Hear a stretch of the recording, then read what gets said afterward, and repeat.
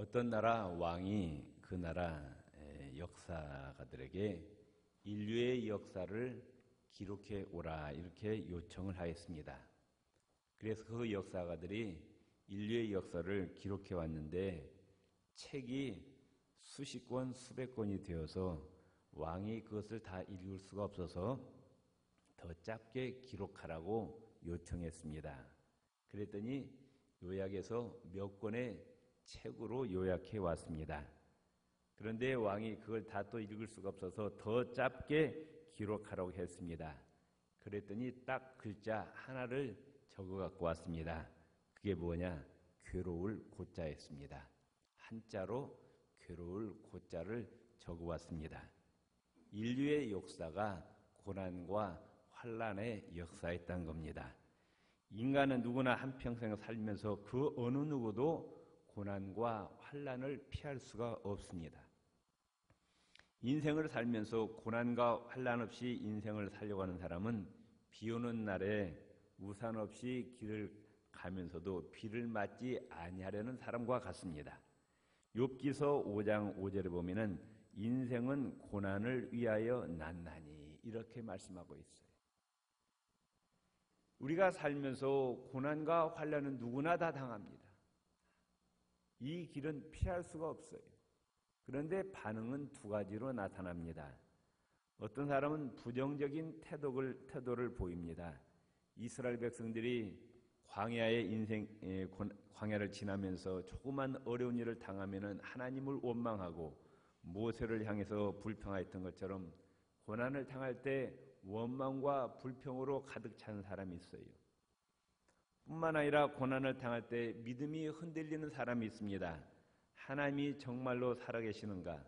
하나님이 살아계신다면 왜 나에게 이런 환난과 고통을 주는가?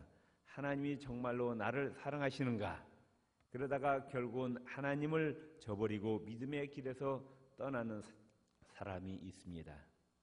반면에 고난과 환난을 긍정적으로 받아들이는 사람이 있습니다. 빛이 있으면 어둠이 있는 것처럼 인생의 삶에는 형통한 날도 있고 고통의 날도 있다는 것을 인정을 하고 하나님과의 관계 속에서 고난의 이유와 의미를 믿고 그 고난을 기꺼이 받아들이고 고난을 극복해가는 사람이 있어요. 우리가 잘 아는 송명희 시인이 있습니다. 뇌성마비 처녀입니다. 20권이 넘는 시집을 출판하고 수천 편의 찬송시를 썼습니다. 1000번이 넘는 집회를 인도하였습니다. 그는 태어날 때 뇌성마비로 태어났어요. 말을 하지 못합니다. 걷지를 못합니다. 왼발로 노트를 누르고 왼손으로 글씨를 씁니다. 학교 교육을 받아본 적이 없습니다. 부모도 포기했습니다. 골방에 처박아 놨어요. 쟤는 버리나이라고 포기했다고 말해요. 얼마나 비참한 인생이냐 그 말씀이에요. 평생을 원망과 불평으로 살 수밖에 없어요. 그런데 그 골방에서 극동방송을 들으면서 하나님을 만났습니다. 그리고 고통 속에서 아름다운 언어들로 하나님의 은혜와 사랑을 노래했어요. 걷기를 제대로 합니까? 말을 할 줄 압니까? 돈이 있습니까? 뭐 배운 것이 있습니까? 근데 우리가 잘 아는 복음성가 있잖아요. 나 가진 재물 없으나 나 남이 가진 지식 없으나 나 남에게 있는 건강이 있지 않으나 나 남이 없는 것 있으니 나 남이 못 본 것 보았고 나 남이 듣지 못한 음성을 들었고 나 남이 받지 못한 사랑 받았고 나 남이 모르는 것 깨달았네. 공평하신 하나님이 나 남이 가진 것 나 없지만 공평하신 하나님이 나 남이 없는 것 갖게 하셨네. 그 고난과 환난 가운데서 하나님을 찬양했어. 헤럴드 쿠시너 목사는 이야기하기를 고통에도 뜻이 있다 그랬어요. 내 인생길에 당하는 이 곤란과 환난 가운데 하나님이 뜻이 있다는 거예요. 그 고난 가운데서 하나님의 뜻을 발견하시기를 바랍니다. 시편 119편 11편에 이렇게 말씀하고 있어요. 고난당한 것이 내게 유익이라. 이로 말미암아 내가 주의 율례들을 배우게 되었나이다. 고난 좋아하는 사람이 누가 있어요? 그런데 고난이 유익이래요.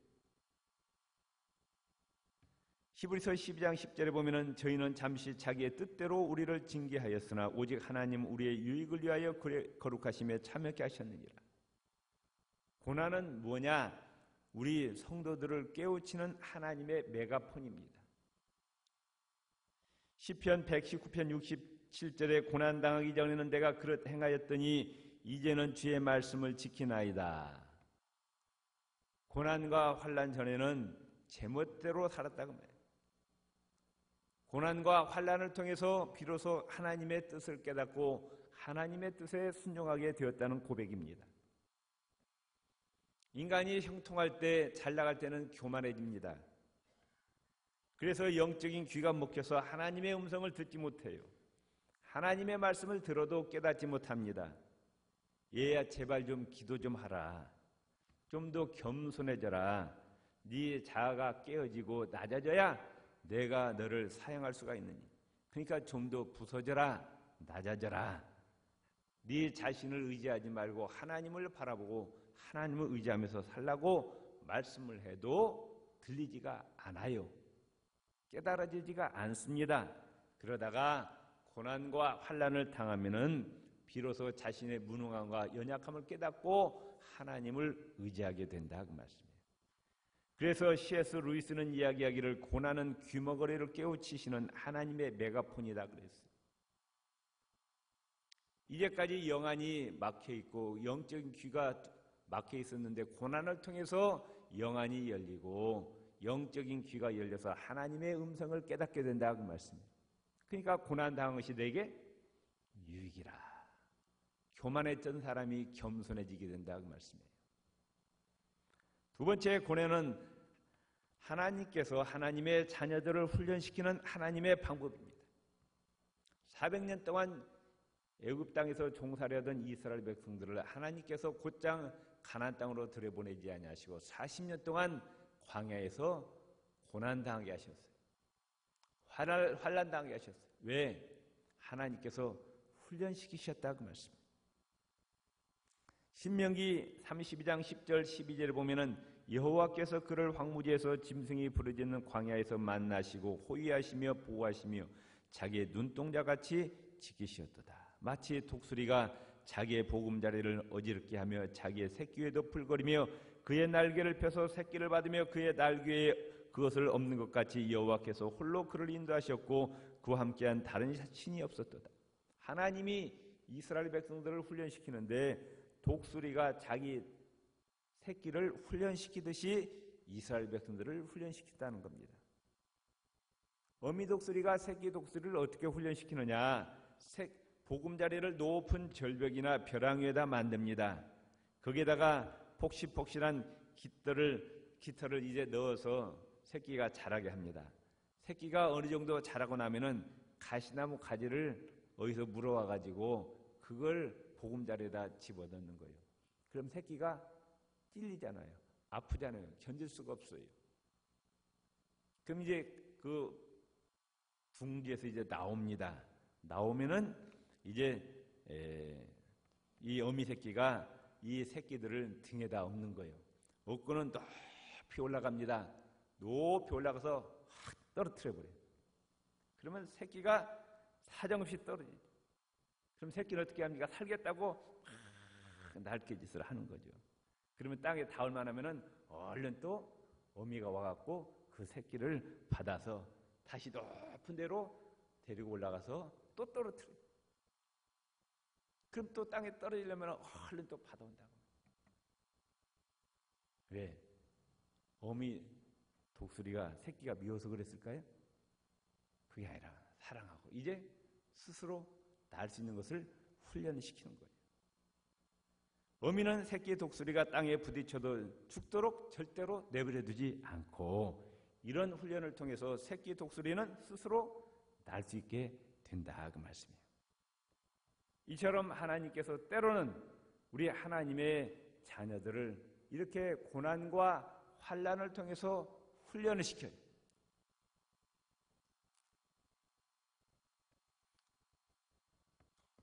이제 광산에서 이제 광석을 캐내면은 거기에 순수한 금만 있는 것이 아닙니다.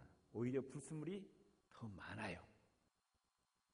순금을 빼내는 방법이 뭐예요? 그 원석을 어디에다 집어넣어요? 수천도의 용광로 속에다가 집어넣어 버립니다. 그러면은 그게 다 녹아지는 거예요.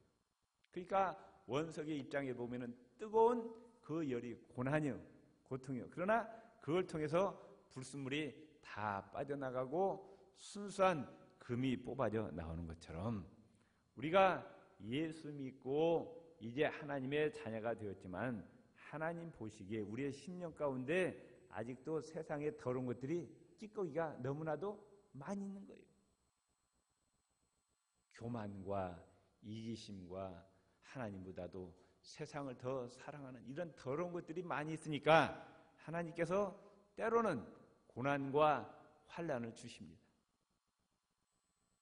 영적인 용광로 속에다가 우리를 확 집어넣어 버리는 거예요. 그래서 아뜨걸 하면서 우리가 이제 누구만 의지합니까? 하나님만을 의지하게 되고 겸손해지고 세상의 모든 더러운 것들이 다 빠져나가고 금보다도 귀한 믿음만 남게 하신다 그 말씀. 그러니까 고난이 우리에게 영적으로 유익이다 그 말씀. 또한 고난은 약한 데서 강하게 되는 하나님의 능력을 체험케 합니다.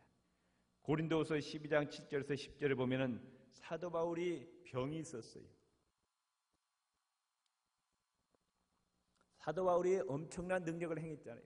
심지어 바울에게는 손수건만 가져다가 환자에게 얹으면은 병이 다 나았어요. 베드로와 바울이 지나가는 그림자만 밟아도 병이 나았다고 말씀해요. 그런데 바울에게 병이 있었어요. 그 학자들이 무슨 병인지는 모르지만 어떤 학자는 안질이라고 하고 어떤 학자는 또 간질병이라고도 하고 그런데 자관 너무너무 고통스러운 병이 있는 거예요.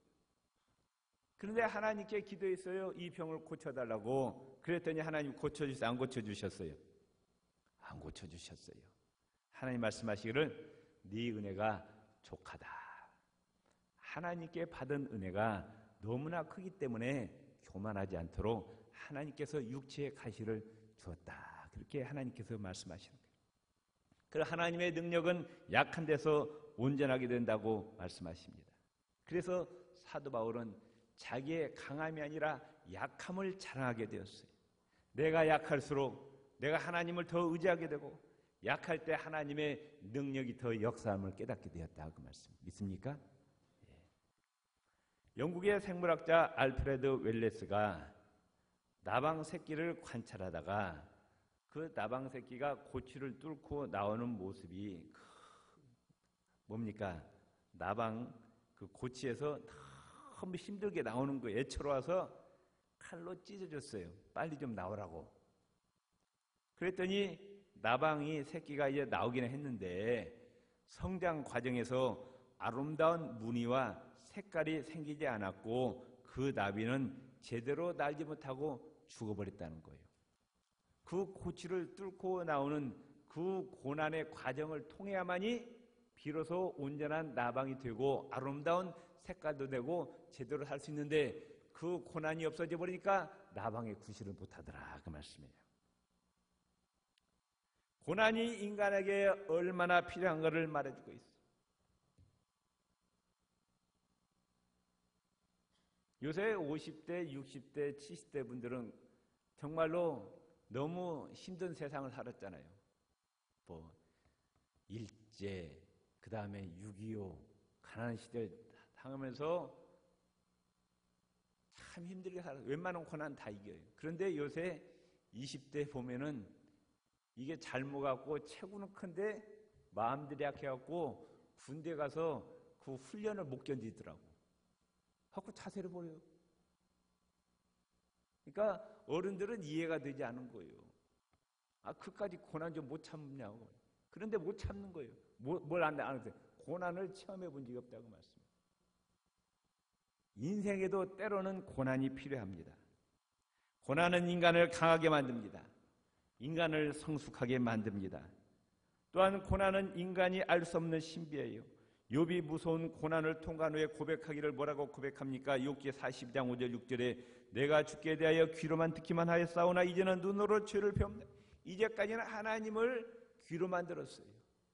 그런데 고난을 통과하니까 눈으로 직접 하나님을 뵙게 되었다. 신앙이 한 단계 업그레이드 되었다고 말씀해요. 그 길고 어두운 터널을 통과하면서 영적으로 하나님을 깊이 만나게 되었고 체험하게 되었다고 말씀해요.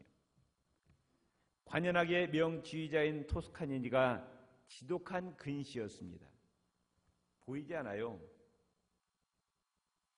오케스트라 첼로 연주자였습니다. 앞에 있는 지휘자가 보이지 않는 거예요. 지휘하는 것이 보이지 않아요. 또 자기가 보고 있는 악보도 보이지 않습니다. 너무 근시라. 그래가지고 연주할 때마다 실수할 것 같은 불안감을 떨칠 수가 없어서 고민 끝에 아예 악보를 통째로 외워버리자. 그래가지고 그 악보를 연주할 때마다 통째로 다 외워버립니다. 어느 날 토스카니가 속해 있는 오케스트라 지휘자가 갑자기 병원에 입원한 일이 생겨가지고 지휘할 사람이 없는 거예요. 그래가지고 유일하게 악보를 외우고 있는 사람은 이 토스카니밖에 없어요. 그래서 지휘자를 그 연주의 지휘자로 했잖아요. 그걸 계기로 해서 지휘자의 길을 걷게 되었고 20세기 초 세계의 사랑과 존경을 받는 명지휘자가 되었습니다. 자기의 불리한 조건을 딛고 승리했습니다. 만일에 시력이 나쁘지 않았더라면 그냥 첼로 연주자로 끝났을 거예요. 그런데 시력이 약했기 때문에 악보를 외워야 됐고 그걸 계기로 해서 세계적인 지휘자가 되었다. 나에게 일어난 모든 고난이 합력하여 결국은 선을 이루고 승리하게 됨을 믿으시기를 바랍니다. 옆 사람입니다. 어떤 환경에서도 불평하지 맙시다. 환난이 변하여 축복이 되게 합시다. 믿습니까? 성경의 위대한 인물들 보세요. 고난과 환난을 통과하지 않은 사람은 한 사람도 없어요.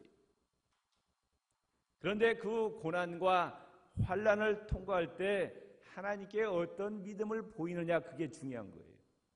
누구나 다 고난과 환난을 통과합니다. 한 사람도 예외가 없어요. 그때 하나님께 믿음을 보여드려야 된다. 아멘. 그래야 그 고난이 변해서 환난이 변해서 축복이 되는 거예요. 믿음의 조상 아브라함 보세요. 하나님께서 그 자기의 삶의 터전을 다 완벽해 놓은 그 갈대아 우르라는 고향을 떠나라고 하나님께서 말씀하셨어요. 정처 없이 길을 떠났어요. 그것도 환난이죠. 또 하나님께서 100세의 아들 하나 주셨는데 그 아들을 모리아산에 번제로 제물로 바치라는 엄청난 고난과 환난이었어요. 그런데 이 아브라함은 절대 순종의 믿음을 하나님께 보여드렸어요.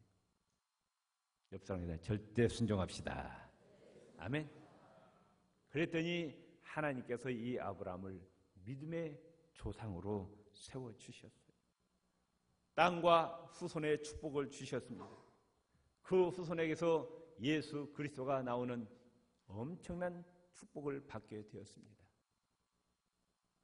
환난과 고난 가운데 하나님께 절대 순종의 믿음을 보여드렸더니 환난이 변해서 뭐가 됐어요? 축복이 되었어요. 오늘 본문에 보면은 야곱이 이제 20년 만에 고향 땅으로 돌아옵니다. 그런데 반겨줘야 될 형이 자기를 죽이려고 400명의 군사를 이끌고 쫓아오고 있어요. 꼼짝없이 죽게 생겼어요. 그래서 목숨 걸고 하나님께 야복강에서 살려달라고 부르짖었어요. 하나님께서 절대 축복하지 아니하시면은 가게 하지 않겠나이다. 그랬더니 하나님께서 이 야곱이라는 이름을 뭘로 바꿔주셨어요? 이스라엘로 바꿔주셨어요. 그리고 형 에서의 그 복수하려는 마음을 녹여주셔가지고 형제간에 화해하게 되었습니다. 그래서 이 29절을 보면은 29절 같이 읽읍시다. 야곱이 청하여 이르되 당신의 이름을 알려주소서. 그 사람이 이르되 어찌하여 내 이름을 묻느냐고 거기서 야곱을 뭐한지라? 축복한지라. 환난 가운데 하나님께 목숨 걸고 부르짖었더니 이스라엘이라는 이름, 하나님과 겨루어 이겼다는 이스라엘이라는 이름으로 바꿔주시고 또 하나님께서 이 야곱에게 복을 내려 주셨어요. 환난이 변해서 축복이 되었어요. 우리가 잘 아는 욥도 정말 하루아침에 10명의 자녀가 다 죽었어요. 자기의 재산이 다 잿더미가 되었어요. 머리끝에서 발끝까지 악창이 났습니다. 부인이 차라리 하나님을 저주하고 죽으라고 합니다.